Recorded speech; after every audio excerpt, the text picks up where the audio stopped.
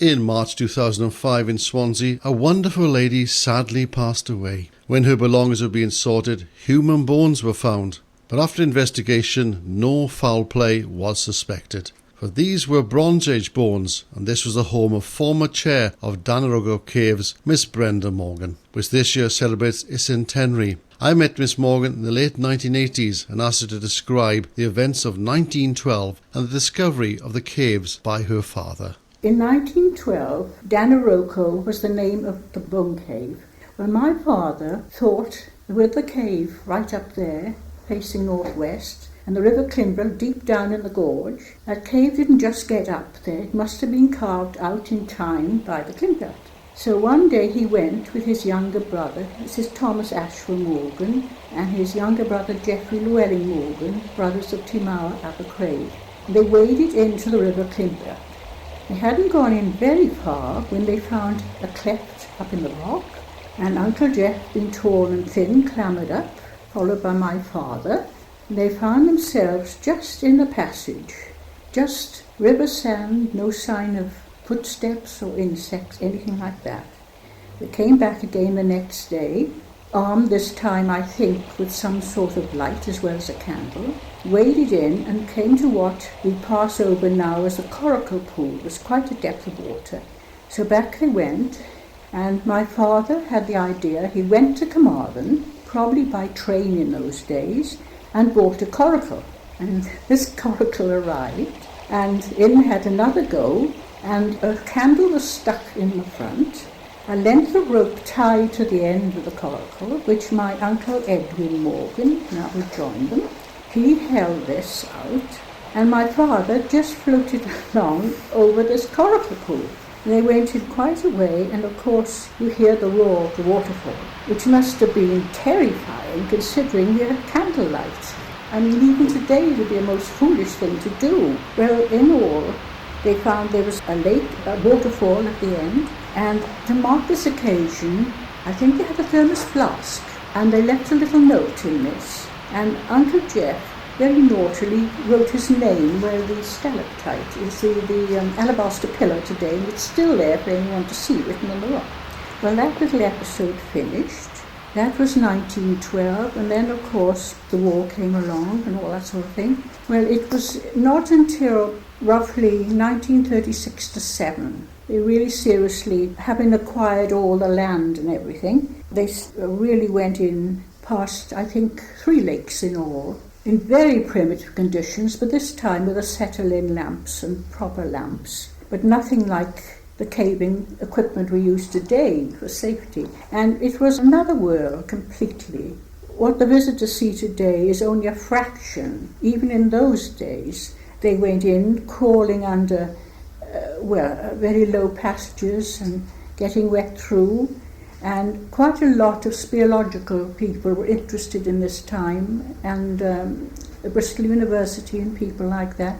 And Professor Grimes, I remember him working later on at the Bone Cave, but quite a lot of work was done, and they managed at last, without, actually it's very natural, they had to make this unnatural tunnel because people couldn't go in the river and climb up. They obviously had to make an entrance into the tunnel, which is rather spoiler, but of course that's for safety's sake. And the coracle pool now, of course, you walk over that, you don't go paddling. But it's very easy to go for anyone because with the exception of a few steps, just artificial steps, there was actually nothing to do, except of course the lighting. I mean, it was actually flat. And I think at that stage, that was the only building we had was a wooden tea room, only intended for a few visitors for tea. Well, it weren't open very long. Hitler ruined everything with the war coming along. Of course, they were shut well into the 50s before we got them back. The army took them over, as you know, and it was starting from scratch again.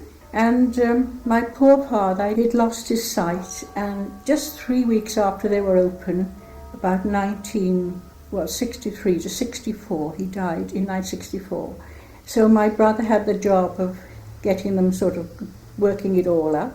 And of course, as you know, later on, about 1966, going back to Dan-yr-Ogaf main cave, a lady got through what was known as the endless crawl, an 18-inch gap. And I think they've been in something approximately in length, if you measure all the turns, about nearly 10 miles, which is a tremendous distance into the heart of the, well, I suppose it goes right into the mountains somewhere. And from there, of course, the second cave, the Cathedral Cave, was opened up. And that, of course, is entirely different. And though it's so near, you get a lot of red oxide in the minerals in the rock and the wonderful orange carrots, which are pure oxides, and it's quite another world of its own, quite different again. And we try to make that for anyone, a child or anyone, the whole life of cave life from the earliest times of prehistoric man through to the early English settlers, and then of course further on, well, I was going to say more modern, they've even found, of course, later on, when we get up to the bone cave, a lot of Roman shards and pottery. So the Cathedral Cave, quite different in its way.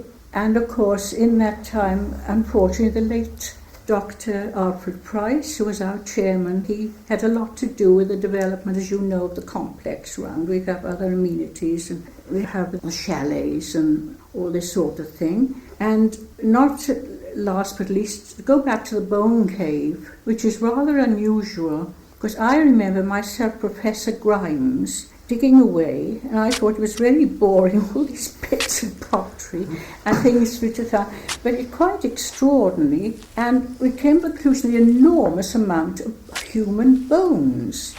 I suppose in my time there must have been about 8 or 10 skeletons, but they were mixed up with animal bones. So they came to the conclusion generations of people had lived in these caves. It was a home to, well, I suppose after the Ice Age, which gorged out that lovely bow shape. It was the last glacier that formed that section. And it must have been, I suppose you'd call it a haven, because mixed up with their dinners were bones of animals. And, well, mixed up with that again with no end of pottery, a lot of Roman pottery, and the extraordinary find quite recently, after we were open, was a handful of very good condition of Roman coins still in a leather pouch, which of course was dropping to pieces, but of the Emperor Constantine, which is fairly modern. He was the first Christian emperor, and it's quite interesting. And I am leaving out a most important fact that my father had. Going back to the Bone Cave in 1936 to 37, they found a marvellous dagger, and there are only 3 have ever been discovered in Europe. Perfect condition, and the replica is now on show in our museum, because unfortunately we daren't have the originals to be stolen, and the originals are actually in the National Museum of Wales in Cardiff. But with this dagger there were 2 beautiful, well, the bronze pins which they'd used to hold a cloak, you know, something like a safety pin, but made of bronze, just a little ornate sort of design. And those 2, which would probably be quite suitable today, they found those 2 and this dirk, which my father thought was the greatest treasure. He was so delighted with this dirk. So how it had got there, whether someone had lost it or it was they'd lived there and used this bronze dirk for cutting things, you know. And in a way, they're 3 different types of caves, and though they're united, whether the River Clinber carved them all out, or the nearby now, the River Happis, which is a little mountain stream, that when snow melts, it's a raging torrent, but it's quite incredible the difference in the colour and the structure between those 2 caves. So really one can go into the Bone Cave now. We have waxed replica models on the type of dress they thought, including a Roman centurion. The Romans, by the way, they really had a cavalry unit in Brecon. They didn't do very much. And an extraordinary thing too was a seal of the Roman type, the sort of thing an official would have for stamping documents, the sort of thing Pilate would use, an official thing. So how that got there, whether it was a case of it was lost or someone was attacked or anything like that, you don't know. So there's really quite, well, I suppose you can call it the sort of passage of time just revealed from that cave alone, from, well, all of them. But as far as we know, no human being had been into the cathedral cave. But many generations must have lived in the bone cave. And of course their ashes and charred remains of meals mixed up with these bones. It was a dreadful job to soak the bones up.